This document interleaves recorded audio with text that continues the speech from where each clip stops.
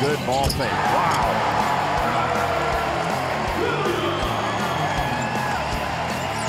Payne at the top, fires from long distance and buried the three.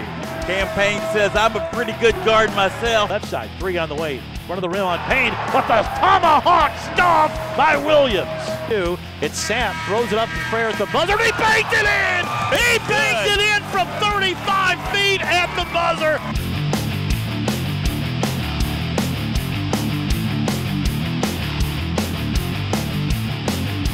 Hi everybody, Dave Winder here on the Racer Report with head coach Steve Prohm, and the Racers just keep winning, winning, winning. And Coach Prohm will join us here in just a moment on the floor of the CFSB Center, where the Racers have now won 22 in a row, and they're going to try to finish up this week staying undefeated in conference play in the OVCs. We'll bring Coach in just a moment, but first let's show you what the Racers are doing this week. Thursday night is the final regular season game of the season here at the arena. And the Racers will be tipping off at 7 p.m. on the OVC Digital Network against Eastern Illinois, and it is senior night, and we're going to talk about this today as the Racers say goodbye to a great class of seniors. Then on Saturday, the Racers go down to UT Martin at the Elam Center for a 6 p.m. tip, also on the OVC Digital Network, and that'll be the regular season finale. And after what I just told you, you can see how important that game's going to be if the Racers can win Thursday night against Eastern Illinois. And then, believe it or not, we are ready for the OVC tournament, and here's when the Racers will play. We know that they're the #1 seed, and they will play on March the 6th, the first OVC semifinal game at 6:30 on ESPNU at Nashville, Tennessee's Municipal Auditorium. We'll be talking about that too as the Racers finish up the regular season and get ready for postseason play. And that'll bring us to our time with head coach Steve Prohm. He's here in the CFSB Center with us, and yes, he's got a smile on his face. And Coach, this is amazing because I would go back to your rookie season, 11 and 12, and I remember one day we were just sitting there going, man, we haven't had to do a show about a setback yet. And then here we are again, 22 in a row. It's just incredible. It's an amazing run, and very blessed and fortunate. You know, we've got great players. You know, both those teams, they kind of mirror each other a little bit. Great point guard play, you know, physical, athletic front court, perimeter scoring. The experience level is a little bit different. Those are a lot of third, fourth year guys. Right. You know, my first year, these are a lot of, you know, first, second, third year guys. You know, Jeff Moss really being only the one true third year guy that's played a lot of minutes. And so that makes it a little bit different. And, you know, I was on Sirius Radio the other day with Mateen Cleaves and Chris Walker. Chris Chris Walker is our CBS announcer. And they asked me what's the difference, and the biggest difference is that 23 game caught so much attention because we were the last undefeated team in the country.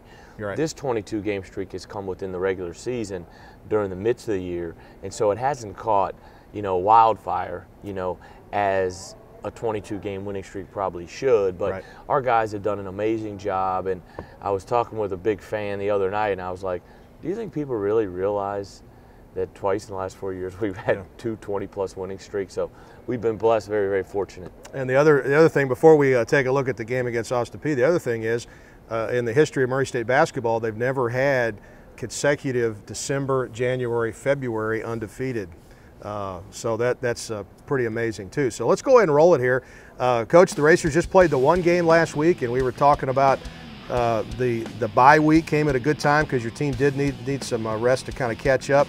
But you're playing an Austin Peay team that you know, came in. They're kind of on hard times, but you knew they were going to give you a good shot. But you guys came out and really hit them hard. You know, you don't beat somebody in the first 5 minutes. You know, you can put yourself in a hole in the first 5 minutes, but you're not just going to be up 17-5, you know, right away. And so, you know, we just had to get the pace of the game going the right way. You know, I think the first media timeout, it may have been a 2, 3, 4 point game, and then we slowly started to build our lead. And you can see, you know, Jonathan Farrell, a couple nice little dunks right there. Our guys were focused. The biggest thing I was pleased about, especially being on national television where everybody's going to watch you play, is we kept our focus for 40 minutes. We had one bad stretch in the second half between, I think it was that second media timeout session. Coach, one thing you'll notice here in the first half is I think you scored on 3 straight underneath out of bounds plays. And that's a part of the game that a lot of people don't think of, but you guys do spend a lot of time on defending underneath plays and then working on your own? Well, you can steal a couple baskets if you can kind of see what their weakness is. And then, I always hate guarding underneath out of bounds from a defensive standpoint because you hate giving up an easy basket. And so that is a very crucial and critical part of the game where you can, be +6 or -6 in any given night. Well, this is the first half, late first half, and you just see the Racers just kind of run away with it here. It was a 10-point game with 5 minutes to go in the half, and the Racers just finished great. Moss hit a 3, and then under the 2-minute mark, you got your defense is just turning in easy opportunities for your offense, and there you go at the half, 47-25. Yeah, that's pretty good effort. It was good, and we came out the second half, and you see Jeff right there, nice look, and he can really shoot the basketball. But we came out and we went on a really nice run to start the second half, and that was good because we were able to really push our lead out. Yeah, it was a 12-2 run to start the second half. Jonathan Farrell just keeps playing great, and then when a team concentrates too much on Farrell and Williams inside, you got the shooters to make them pay. Well, the biggest thing is the more you learn, especially being a younger head coach, how you want your team to take form, is you've got to have guys out there that can make shots on the perimeter because it just spreads the floor so much and it makes people have to make decisions on how they want to guard you, especially if you can put a post threat down there on the block. And then here we are with about 10 minutes to go. The Racers, got it done on the offensive end. A few words, Coach, about Wayne Langston. He came in and got 7 rebounds for you. He's been rebounding really well of late. I think he's had some 7, 8, 9 rebound games over the last couple weeks. He can score around the basket. We don't really throw it in there to him much just because we've got about 5 or 6 guys in front of him that can score. But what he's doing is he's helping us win games this year, but he's giving me a great deal of confidence going into next year that he'll be somebody we really need to get touches around the block for. I joked with Cameron if he called the banked-in three-pointer from the top of the key. I don't think he meant to bank that in, but when you're going good, that's what happens. And you continue to see the Racers make that extra pass. Well, that's got to really excite you. Yeah, I was watching the game yesterday morning before church, and I made a segment. I just said extra pass segment because it was really fun to see those big guys utilize one another, and then even Cam's pass to Wayne for the dunk as well. Well, there you see the box score with the Racers claiming an 89-54 win. The scoring was really balanced. Even a guy like TJ Sapp, who hit 3 threes in the game with 9 points. Cameron, after the slow start, really came on and ended up hitting 5 threes, 22 points. The Racers won the rebound total, really big. So, Coach, you come into that week last week, and of course it was a little disjointed, but I guess in the end, the fact that school was out all week probably kind of helped the guys rest up a little bit. It's great for the guys. Anytime you get a week of school off, our guys will take that. Yeah. So any kid in the country will. And so my wife's a teacher, so she loves. She's pumping her fist too when the days are off. I shouldn't say that. But what was good is we were able to practice Friday, I think, early. You have a little bit more pep in your step when you can go. You can't. I wish we could go at 1:30 every day, to be honest, just because I think it's you're a little bit fresher and a little bit more ready to go. You start dragging into 3:30, 4 sometimes. You get a little bit late in the day and can drag a little bit, and so. But you do have to go to class. We do have to, So, but with school being out that week. Especially Friday and a 1 o'clock game on Saturday, we were able to go early, and I thought our guys were fresh and ready to go. Okay, Coach, it's senior night, Thursday night. The Racers hosting Eastern Illinois, and we're going to see 3 great seniors play their last home game, and that is TJ Sapp, Jonathan Farrell, Jarvis Williams. So, Coach, we thought we would just do a little tribute for each guy here. Let's start with Jonathan. Great guy. Has really fought through adversity, both years. Last year he had the injury and got off to a slow start and finished extremely well.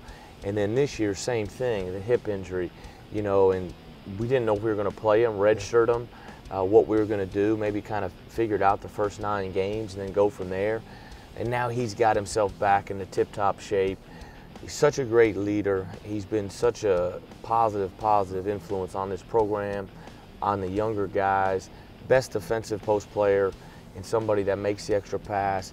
He's been a pleasure to coach. He's been a pleasure to coach. He's going to graduate in May, and very, very happy that he won a conference championship. Yeah, Jonathan Farrell. Okay, well, let's go on to TJ Sapp. You know, these guys, that they've all, you know, they've come so far. And I was looking, I think we're 42-8 in our last 50 games. These guys are going to, if we can fortunately win Thursday night, I think they're going to finish 31-2 over the last 2 years at home. And, you know, TJ, you know, they had a great special on him. Jeff did a great job up there with Channel 6. Just had to throw it in about Jeff because I give him a hard time about everything else. But, you know, TJ's got his girlfriend up here, but he's got his little baby Danielle up here, and transferred from Clemson. Everybody says he can't shoot, and you know, different things like that. And TJ, since he's been eligible for us, our team, I bet you our team's 40, you know, probably about 40-10 since he's been eligible. Yeah. I mean, it's and I don't know the exact number, but great character, great leader, really our true leader of this basketball team. And you know, the SEMO game kind of exemplifies what he's about. Right. And then Jarvis Williams, maybe one of the top 2 or 3 pure athletes ever to play here, I think. You know, Jarvis has come a long way. Coming in here from junior college, it's not easy making the, you know, transition. You know, Jarvis last year, he got double teamed, turnover. This year you see him getting double teamed. He makes the right decision. He makes the extra pass.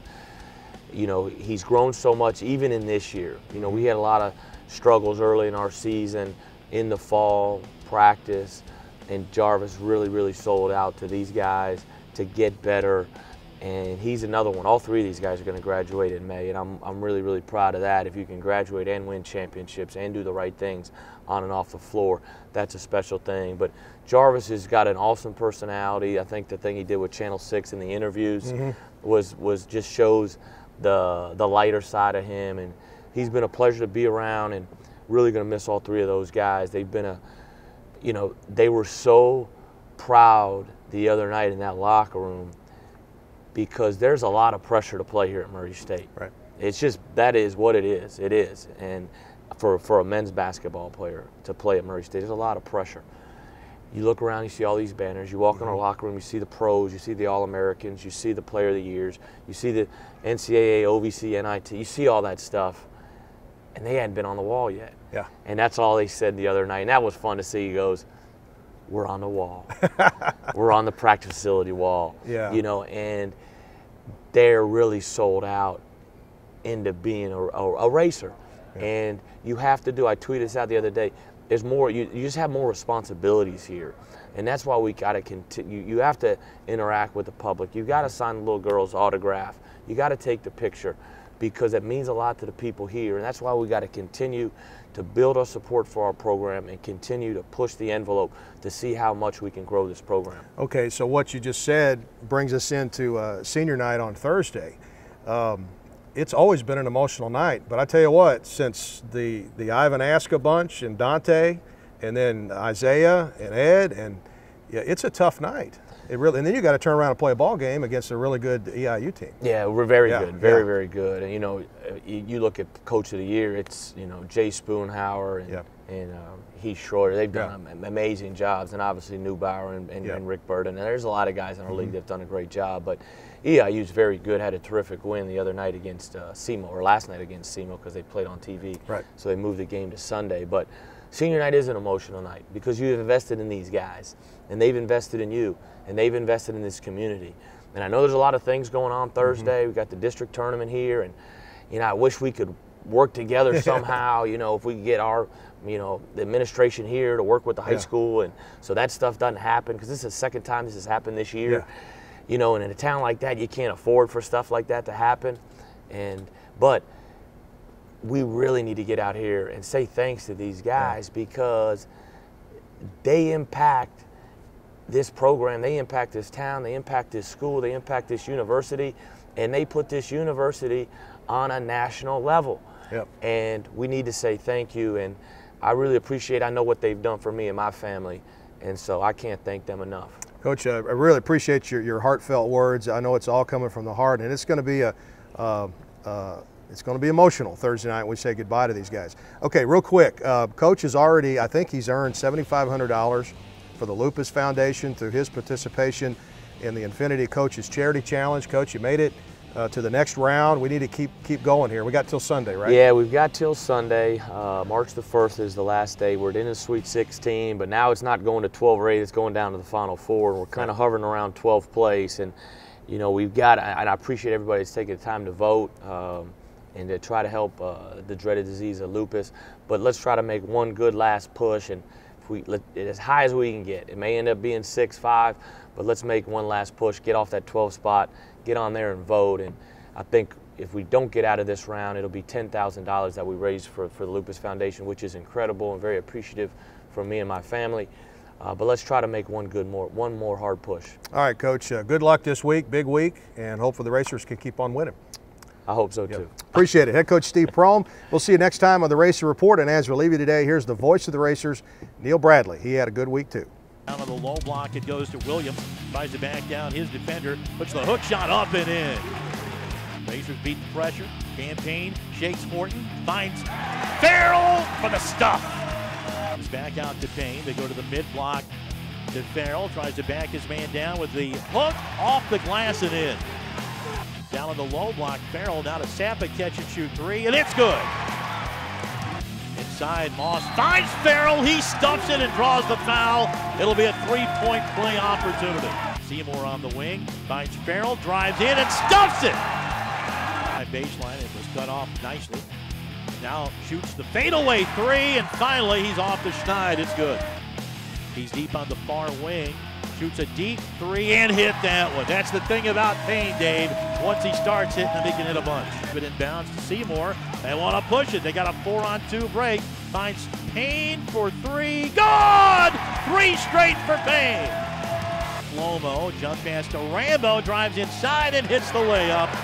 The Moss drives underneath, put it up, had it blocked, and stuffed it on the rebound by Williams. Sapp to the free throw line, gets it to Moss. Right wing three is good. Payne one bounce down to Seymour, put it up and in. Able to tip it out. However, it's a Sapp. Foot race to the basket. He drives in, lays it up, missed it, but Moss follows and tips it in. That down to 5 seconds. Payne at the top of the key. The three, squares up for the three, and buried it! Campaign. How about that, Dave? As Smith ran into him, and there's a three on the right wing. It is good from Moss. Bounces it down low to Williams. Goes through two defenders and put it up and in. How about that? Swim move, rattles it, no good. Farrell, though, rebounds, goes back up and in. How about it? Finds Payne. Payne finds Sapp. Right corner three, wide open. He hit it. Timeout, Austin Peay. Went up, tipped it in the air. Sapp shovels it to Payne, hooks it to Williams, and he stuffs it for the Dunkin' Donuts dunk shot. Drives in, loses his defender as he fell down. That leaves Payne open for the floater, pops out, pops back in. Here's a little bit of pain. Top of the key three. Moss buries it. Moss, who went through a cold streak, we knew it wouldn't last long, and it hasn't. Missed badly. So the rebound picked out of there by Langston, goes back up and in with it. Doubles it to Seymour, back to Payne. Bounces it to Langston, takes one way, goes the other, and rattles it in somehow. The lazy pass from Sapp. Out top, three by Payne. Banked it in! Bounce to the mid-block, it is Williams across the lane, finds Farrell, and he banks it in. Payne drives, jumps, gets it across the lane. Farrell to Williams, stuffs it in. A 15-footer, tough day for Seymour. Rebound, Rambo! Up and in off the glass. The Racer Report with Steve Prohm is brought to you by Ruth Brothers Wine and Spirits, serving you for 50 years with 2 locations in Paducah, Kentucky. And by Pepsi Mid-America. Sign up today at Pepsi.com to earn Pepsi Experience Points and earn rewards. And by Campus Evolution Villages in Murray, the best in student living. Call 270-767-1818 to plan your tour today. And by Kentucky Community and Technical College System. Higher education begins here.